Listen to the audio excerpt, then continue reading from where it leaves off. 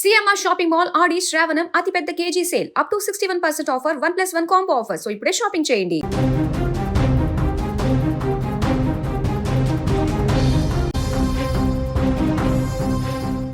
Mega డిఎస్సిపై YSRCP చేసిన ఆరోపణలకు మంత్రి లోకేష్ గట్టిగా కౌంటర్ ఇచ్చారు.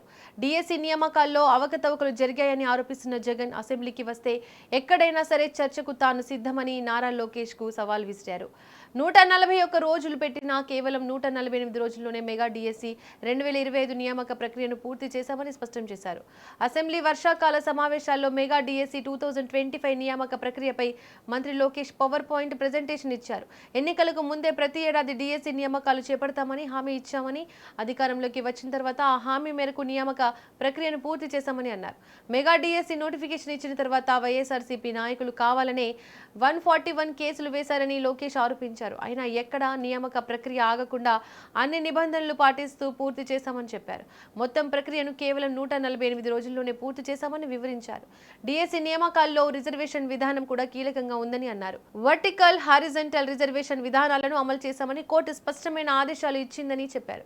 కోర్టు ఆదేశాల ప్రకారమే నియామకాలు చేపట్టామని స్పష్టం చేశారు. దేశ చరిత్రలోనే డిఎస్సి నియామక ప్రక్రియలో ఈ తరహా రిజర్వేషన్ విధానాన్ని అమలు చేయడం ఇదే తొలిసారి అని మంత్రి లోకేష్ తెలిపారు. నియామకాలను పూర్తిగా పారదర్శకంగా నిర్వహించామని, అందుకే వేలాది మంది ఉపాధ్యాయులు స్వచ్ఛందంగా ముందుకు వచ్చి ప్రభుత్వానికి మద్దతు తెలిపారని వివరించారు.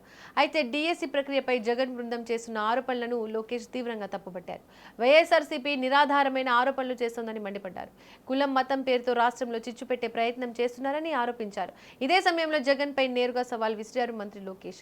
జగన్ అసెంబ్లీకి వస్తే డిఎస్సిపై చర్చించడానికి తాను సిద్ధంగా ఉన్నానని చెప్పారు. అసెంబ్లీలో అయినా ఎక్కడైనా సరే ఈ అంశంపై చర్చకు రెడీ అంటూ స్పష్టం చేశారు. ఇక టీచర్ల విషయంలో కూటమి ప్రభుత్వం తీసుకుంటున్న చర్యలను కూడా లోకేష్ వివరించారు. టీచర్లను సింగపూర్, ఫిన్లాండ్ వంటి దేశాలకు పంపించి అక్కడి విద్యా విధానాలను పరిశీలించే అవకాశం కల్పిస్తున్నామని చెప్పారు.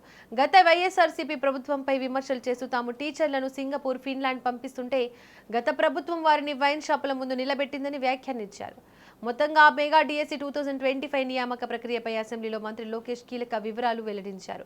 141 కేసులు వచ్చినా 148 రోజుల్లో ప్రక్రియను పూర్తి చేశామని, కోర్టు ఆదేశాల ప్రకారం రిజర్వేషన్ విధానాలను అమలు చేశామని స్పష్టం చేశారు. మరోవైపు డిఎస్సిపై ఆరోపణలు చేస్తున్న జగన్ అసెంబ్లీకి వస్తే చర్చకు సిద్ధమని లోకేష్ విసిరిన సవాల్ ఇప్పుడు రాజకీయంగా ఆసక్తికరంగా మారింది. జగన్ అన్న వ్యక్తి లోకేష్ని ప్రశ్నించట్లేదు అధ్యక్ష. జగన్ అన్న వ్యక్తి గౌరవ ముఖ్యమంత్రి చంద్రబాబు నాయుడు గారిని ప్రశ్నించట్లేదు అధ్యక్ష. జగన్ అన్న వ్యక్తి ప్రభుత్వాన్ని ప్రశ్నించట్లేదట అధ్యక్ష. జగన్ అన్న వ్యక్తి అంబేద్కర్ గారిని ప్రశ్నిస్తున్నారు అధ్యక్ష. ఎందుకంటున్నానంటే ఇది అంబేద్కర్ గారు రాజ్యాంగంలో రిజర్వేషన్ విధానం తీసుకొచ్చిన వ్యక్తి. అది మేము పాటిస్తున్నాం. వర్టికల్, హారిజాంటల్ రిజర్వేషన్ పారదర్శకంగా నిర్వహించాల లక్ష్యంతో మేమున్నాం. అంబేద్కర్ గారిని ప్రశ్నిస్తున్నారు అధ్యక్ష గొడ్డలిపాటి నాయకుడు అధ్యక్ష. దానికి సమాధానం చెప్పమనండి అధ్యక్ష. ముందు అధ్యక్ష ప్రెస్ మీట్లు ఎందుకు అధ్యక్ష? రమ్మనండి హౌస్కి. ఎందుకు రాలేదైనా? నేను ఛాలెంజ్ చేశాను అధ్యక్ష. ఇది 4వ ఛాలెంజ్, 4వసారి ఛాలెంజ్ చేస్తాను. టైం డేట్ మీరు ఫిక్స్ చేయండి. డిబేట్కి నేను ready. I'm ready. In the house, out side the house I'm ready. నేనేం పారిపోట్లా. మీలాగా నా పైన సిబిఐ కేసులు లేదు, మీలాగా నేను బెయిల్ పైన లేను. నేను ఎక్కడికి వెళ్ళాలంటే నేను కోర్టుకు వెళ్ళి పర్మిషన్ తీసుకోవాల్సిన అవసరం నాకు లేదు. అది మీకుంది, నాకు లేదు. పారదర్శకంగా నేను నిర్వహిస్తున్నా అధ్యక్ష.